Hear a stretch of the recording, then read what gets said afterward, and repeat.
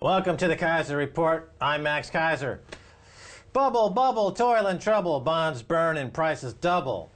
The eye of newt and toe of frog, wool of bat and tongue of dog cost more than you can afford. So, Stacy, am I getting this correct? But the witch's brew is costing more due to economic dislocations and stealth inflation? Well, yes, Max. The central banking witches have been brewing up a cauldron of disaster for everybody. Here, of course, in the UK with Mark Carney, we have house prices rising by £685 a day. That's $1,100 US per day for London house prices. In America, we have record beef prices. The USDA, the U.S. Department of Agriculture, has actually issued a warning saying that meat prices are rising so rapidly. And in Europe, with Draghi, we've had, of course, negative interest rates on deposit now. So I have this tweet, Bild headline right now, shuddering before the ECB bomb. Savings gets even harder. This new negative interest rates from Mario Draghi and the European Central Bank. It's the wrong prescription, basically, because the problem is that banks are loaded with too much toxic debt, both the central bank and the other banks in Eurozone. So the idea of transferring the bad debts to the ECB, which is what they're talking about, and doing so on the cheap by lowering rates even more and introducing even negative interest rates, it just keeps the zombie banks like Deutsche Bank, for example, with $900 trillion in credit default swaps and other derivatives. Deutsche Bank should be allowed to not be kept alive with cheap rates. It should be allowed to go bankrupt because it is technically insolvent. So Mario Draghi is just basically, and by the way, this move by the European Central Bank is, through the connections through the global banking system, a continuation of quantitative easing in America. So there's no tapering. Tapering is a misnomer. There is no tapering. The asset purchases and quantitative easing on a global basis continue to expand. Well, the markets themselves were very not happy because they want the ECB to announce asset purchases. What this does, the negative deposit rate, is the excess reserves at the European banks. They store it at the ECB, and the ECB is now charging them, therefore making gold look much more attractive because you're starting to be at the same cost of storing gold. So why not just store gold in a facility and watch it rise? But the other thing is it's not an issue of supply. They're saying that if we charge you to deposit your excess reserves at the European Central Bank, it'll encourage you to lend more. But on the other hand, all the national governments, and including the European Commission and the ECB and the Troika, they're all pushing austerity on everybody. So there's a lack of demand. People are unemployed. There's no, if you're in Greece and you look around you, you see everybody unemployed. You see a 40% cut to the healthcare budget. So I don't understand. It's about demand. You have to put money into the hands of the people. Well, the idea that there's a surplus on the balance sheets of these banks is a misnomer. When banks lend to each other, they create debits in other banks who would then lend those debits to other banks. And so they're increasing the indebtedness of the banks. There's no surplus like there's capital that's been deposited as a result of savings and economic activity. There's more debt. So what they're going to do, and this is what I predict, is that by raising the cost of keeping all their debts on the books, these banks like Deutsche Bank and others in Europe, Societe Generale, BNP, and then banks around the world, to offset that increase in the cost of carrying these bad debts, will take even riskier bets. There'll be more manipulation, more fraud, more gold market manipulation, more LIBOR manipulation, more Forex manipulation, more index manipulation, more VIX, the volatility index manipulation. So they'll increase manipulation, they'll increase fraud. All the big four majoring accounting firms like KPMG, Ernst & Young, PricewaterhouseCoopers, KPMG will issue statements saying this fraud is good. We give it a AAA rating. They'll sell bonds against it, and the rating agencies will give it a AAA rating. And this massive fraud, the only thing that's changing is that the European Central Bank was the last bank in the world to go from having, let's say, less than $500 billion of bad debts on its books. They're now going to go to 15 to 20 trillion euros of bad debts on their books as a way to keep global quantitative easing going. The risks are going to be higher. And two things. A, their top 1/10 of 1%, well, this is a massive giveaway to them because massive manipulation is unpunished. And the austerity and the suffering of the lower 99.99% will become even more pronounced. This is increasing the risk of social unrest, and not a moment too soon.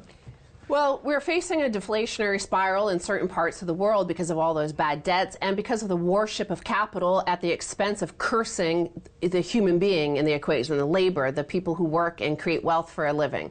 And so I want to look at this tweet also this week from Upshot of New York Times. They said poverty used to fall when the economy grew, no longer. So from 1959 to 1973, growth in per capita gross domestic product translated directly into fewer Americans living in poverty. If that relationship had continued, there would have been no poverty in the United States since the mid-1980s.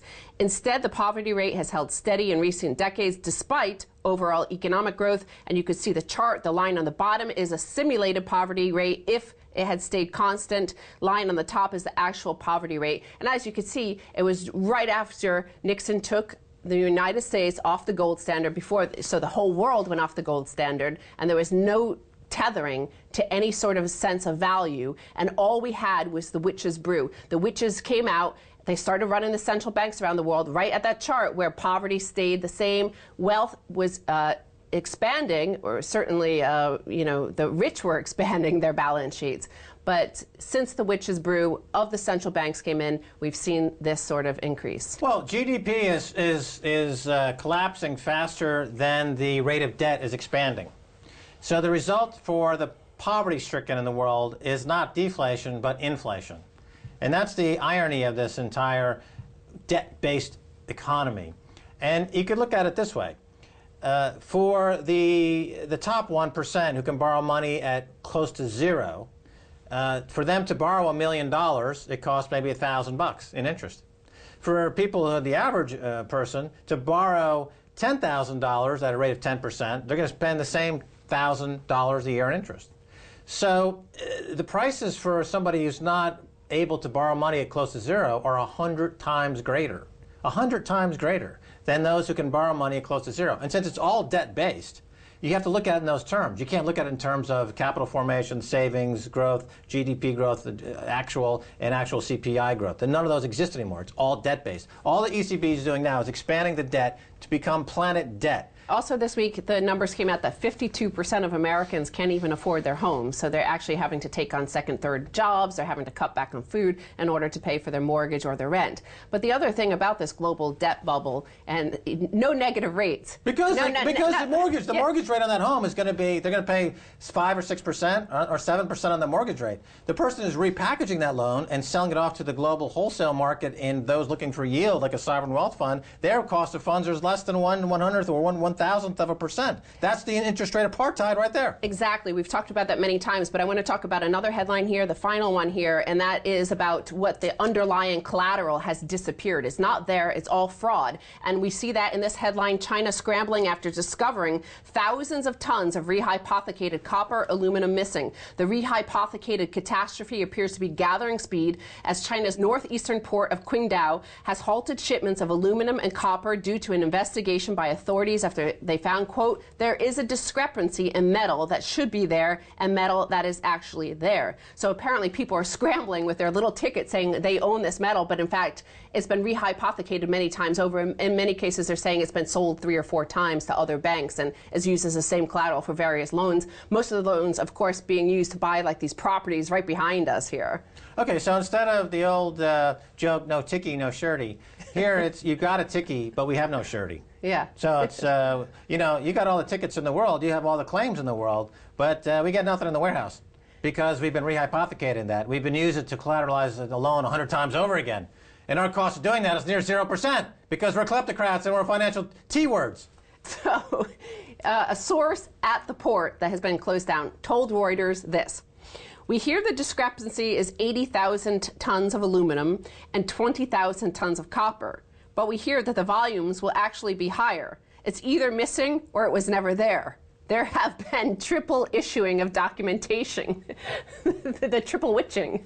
Yeah, exactly. So again, going back to the top of the show, the price of ingredients for performing hexes and spells and witches kind of voodoo magic is going up. What is infinite rehypothecation but a spell that bankers cast upon the financial system? I mean, think about the poor Haitian voodoo doctor, witch doctors and whatnot. I mean, the basic cost of being a witch doctor is going up. You can't even get a decent witch doctor these days because the cost of eye of newt and heart of dog is just skyrocketing versus the cost of funds, which are near 0% if you're on the right side of the interest rate apartheid wall. So what they have here in China, why they have been using this metal, is they say that metal imports have been partly driven in China as a means to raise finance, where traders can pledge metal as collateral to obtain better terms. In some cases, the same shipment can be pledged to more than one bank, fueling hot money inflows and spurring a clampdown by Chinese authorities. So again, I keep on coming back to this. It's like a witch's brew of all those crazy things like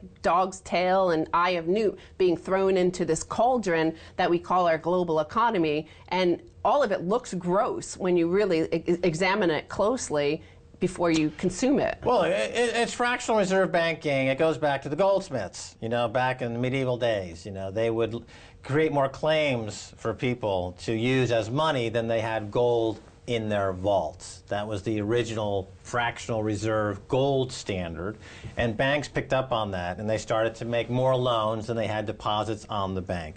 And that became the derivatives market, where you've got a quadrillion worth of derivatives trading on banks that ostensibly have nothing left in the vaults at all, except maybe a Gordon Brown used colostomy bag. I mean, that's about all they might have. Meanwhile, in China, they're using the same frickin' model for the aluminum market and the copper market. So they're selling claims all over the place like medieval goldsmiths to these poor schmalolas, you know, out there trying to eat a decent, you know, Chinese pork bun, and they go down to the warehouse to get their aluminum, and it's nothing but, you know, chicken feathers. You know, our friend Plucky, the chicken, you know, he's got more feathers than they've got copper in these warehouses based on these claims that have been sold 100 times, 1,000 times. Again, it's all tickies, no shirties. Forget your shirties. Shirties all gone now. Go somewhere else. Go down to Barney's and borrow $1 million to buy a new shirt because the shirt you thought you had there is gone.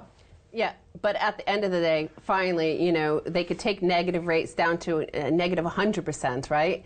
And the fact is, the collateral's all missing. It's all been miscategorized in this cauldron of witch's brew. We're going to have to restart, I think, from the beginning. We need better witches. I think that's what we need. Better witches. This current crop, Mark Carney and the rest, they couldn't cast a spell to whip them way out of a paper bag. We need the Wizard of Oz, right? We need something. Well, we got to go now. So adios. See you later, Max. Stay tuned for the second half. A whole lot more.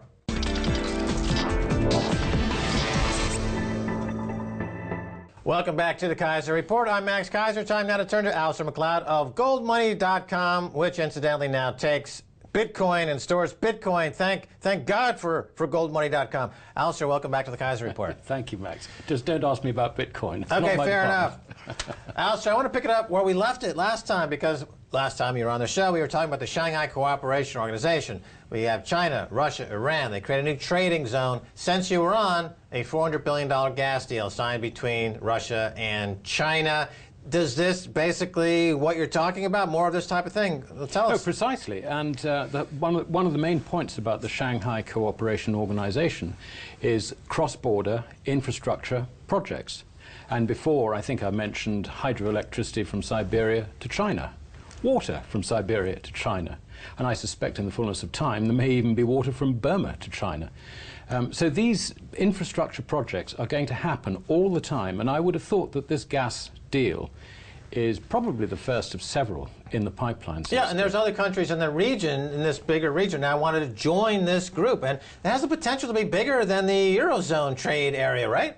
Completely. What I found an analogy which amused me a bit, and that is Genghis Khan, back in 1250, basically went from the Bering Straits to the gates of Jerusalem. And that, roughly, I think, is going to be the Shanghai Cooperation Organization's trade area. It is enormous, and it includes about 4 billion people, particularly if you include the non-aligned, or maybe the American-aligned countries in Southeast Asia, such as Thailand, Vietnam, and Indonesia, and the Philippines, because there is a very big Chinese element in those countries, and I think quite naturally they will gravitate towards the SCO. And here is another thought. We know that there's problems with disputes, territorial disputes in the South China Sea. With Vietnam, that's ongoing at the moment. There's also been with the Philippines, there's also been with Japan. I suspect the subtext in this is that someone at a very senior level in China will talk to someone in a very senior level, say in the Philippines or Vietnam or whatever it is, and say, well, if you come into the SCO, the Shanghai Cooperation Organisation, then we will have no basis for dispute. Right. In other words, what they want to do, I think, is to remove the Southeast Asian countries from American influence so that that can come into the trading bloc. How much of a threat is this to the dollar? Because talking to or listening to Jim Rickards, who's written a couple of best-selling books recently, Death of Money and Currency Wars, he was saying that the dollar is going to be unchallenged going forward because of the depth one needs for the bond markets and the forex markets. There's too much infrastructure relating to the dollar, and that everything trades into dollars. And it just seems to me that's a view that might be 50 or 60 years outdated, given the recent developments in technology, et cetera. Your thoughts? I think what we have to do is to draw a distinction between a reserve currency and a currency used for settlement of trade. The Chinese currency is now being used increasingly, even by American companies, to settle trade with China. And the whole reason that China has set up this twin nexus of Hong Kong and London is to improve, using derivatives and all the rest of it, to improve the liquidity of the currency so that when the currency flows back, the sellers, in other words, people who have taken Chinese yuan as part of a trade deal, know that they can get rid of it in the market for whatever currency they want. So I think that the dollar will remain as the reserve currency, but its influence within the Asian continent, I think, is diminishing and will continue to diminish to the point where, as far as the Chinese and the Russians are concerned, it really doesn't matter. Okay, I want to stick on this currency theme for a second. I have a friend in Mexico, Hugo Salinas Price, who's a big billionaire type. We've had the pleasure of meeting up with him. He's been a guest on this show a couple of times. He's a good man. Last time I was on television talking about this gas deal and the pricing of the gas, he quickly fired off an email to me suggesting that one of the reasons why there was not so much transparency on the pricing of what the cubic dollar per cubic 1,000 cubic feet would be is that behind the scenes there's a potential to at some point include gold, and that these trades would be settled in gold. I would have to classify this as a bit on gossip side, but since you rub elbows with these guys, any thought on this gossip? Yes, absolutely. I think that the Chinese and the Russians have a very different view on currency than we do. They are not Keynesians. I mean, all this Keynesian stuff passed them by when they were sort of wedded to the Marxist creed. They have come into the world, the new world, the whole world, as it were, as business-driven countries, which is very unlike us. We're welfare-driven. They're business-driven. So they really do care about the quality of the currency that they receive in return for their exports. And for this reason, I think gold is going to be extremely important to them. Okay, let me ask you this about this statement. President Vladimir Putin recently said, quote, Russia and China need to secure their gold and foreign reserves. So this is part of this, correct? It is precisely that. And if you think about the statement, the one thing you cannot secure are the foreign currency element of reserves, simply because those exist as credits at central banks beyond your control. The only thing you can control is gold itself, by having it in your own possession. And it's interesting that in that comment he stated that both Russia and China, now I don't know if he's speaking beyond his brief with respect to China, but I feel pretty sure that he is speaking in one accord with China with respect to gold. And that, I think, is interesting, and I think it went completely over the heads of most of the commentators who just sort of reported it for what it's worth. Okay, so let's just review again. Why is China accumulating gold, and just flesh that out a little bit more, because you have been writing about that recently. There's some other details to the story. Continue. Well, gold for Asians is true money. Currency is government money, and they really do understand the difference. We don't know what gold is anymore in the West. We sort of think it's you know, something from the past, and we've evolved beyond that. We don't need it anymore. But that's not how they view it in Asia. They do view gold as the ultimate currency, and that basically is what they want. And what's interesting is the way that China, in particular, has promoted gold amongst its own people. So what that tells me is that China as a state, I'm not just talking about the declared monetary gold on the central bank's balance sheet, but as a state, I think she has got as much gold as she really wants and access to even more gold through our own mines and through scrap supply. Let me ask you, how stupid is Ecuador? They're going to work with Goldman Sachs to dump their gold for paper. That just hit the tape last week. Okay, I mean, to me, is that the brazen example of financial idiocy? Are they taking drugs in Ecuador? What's the problem? They may well be. I mean, to me, it is completely nonsensical. I mean, either they are really desperate, or they have fallen for the sales pitch from an investment banker. I mean, how many countries are going to fall for the Goldman Sachs salesman? Well, Greece? They sold Greece on killing their own economy. They sold the Eurozone on killing their own. They killed Ireland. Now they're going to kill Ecuador. They're financial assassins. If you see a Goldman Sachs banker show up with a briefcase, get out your bazookas and take him out. He's not there to help you. He's there to steal stuff. So they're stealing their gold for nothing. I would have thought at least the due diligence that Ecuador should have done is actually to check out with a few finance ministers. Well, check with Julian Assange. He'll tell you. I mean, he's got a pipe, the hotline to Julian. He'll give you the inside dope. All right, well, let's talk about gold some more, because what the Gold Antitrust Action Committee, GETA, has been telling us for years, over there, Chris Powell and Bill Murphy. Is it Murphy? Yes, Bill it is, Murphy, indeed. Yes. That Barclays and other banks are manipulating gold. And now, finally, Barclays had to admit, and it's come out, that they are, in fact, manipulating gold. Speak about it. Yes, I mean, it's the Financial Conduct Authority apparently examined all the dealings in Barclays from 2004 through to 2013 and came up with one instance which they fined Barclays for and fined the trader involved and banned him from dealing in the City of London. I find it extraordinary that they've found only one instance at Barclays over the last it's institutionalized fraud. It's institutionalized fraud. It's whether Societe Generale, the James Carville case, or it's Goldman, invading Ecuador. Banks are involved in institutional fraud. Barclays is part of it. They manipulate the gold prices.